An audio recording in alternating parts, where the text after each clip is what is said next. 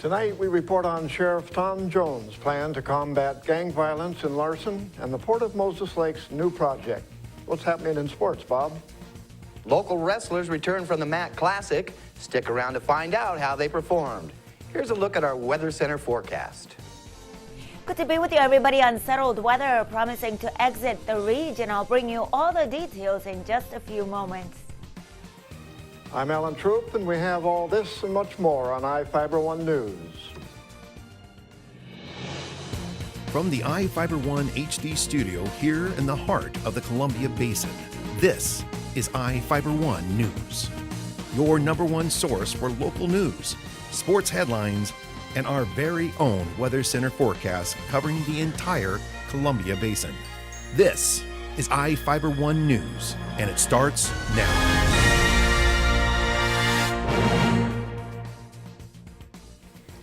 After a teenager reportedly killed another teenager and 3 drive-by shootings, Grant County Sheriff Tom Jones is changing how his office is going to work to make things better.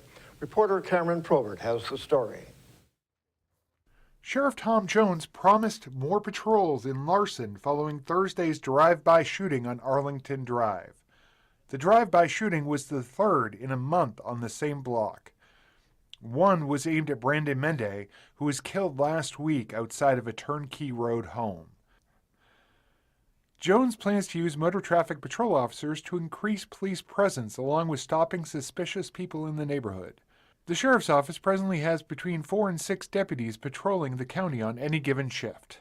I'm talking about stopping cars. I'm talking about contacting persons that are of suspicious nature. Obviously, we're not in the business to violate people's civil rights, but on the other hand, I think that hardworking people that are being stopped for reasonable suspicion and that are going to appreciate our efforts in order to curb this kind of activity.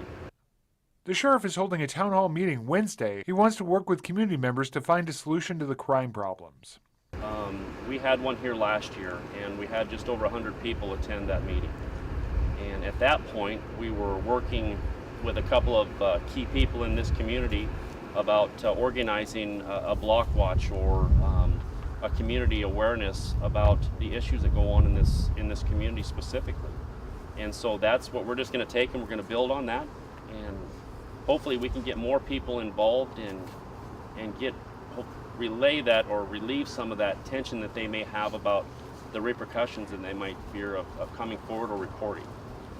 He's also looking at adding cameras to the exits of the former Air Force Base housing area and plans to ask commissioners for additional patrol deputies. For iFIBER 1 News, this is Cameron Probert reporting. Thank you, Cameron. To follow up on his speech, Jones is conducting a community meeting in Larson on Wednesday in the gym at North Elementary School. The meeting will begin at 7 p.m. This is a change in venue since the initial announcement to make room for a large audience. Jones said he is looking forward to working with the community to create a plan to have a safer community. The school is located at 1200 West Craig Street. The Port of Moses Lake is expanding their wastewater treatment plant and awarded a $2.6 million contract to a Vancouver, Washington-based company. Commission President Stroud Kunkel said the project will more than double water treatment capacity for industry and allow for future growth. The existing system is located on a remote corner of the port's property. The treated water is used for irrigation of nearby farms.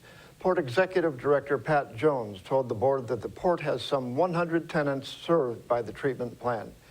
The port owns and operates 4,700 acres with more than 1,200 acres specifically zoned and available for aviation business or industrial purposes.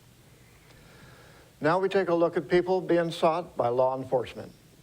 Each of the people you see here has warrants for their arrest and is wanted by various law enforcement agencies. If you see any of these people, the Department of Corrections asks that you do not attempt to detain or apprehend them, but to call police.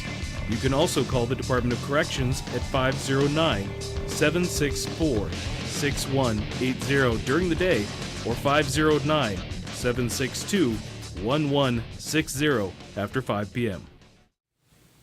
We'll be right back after this.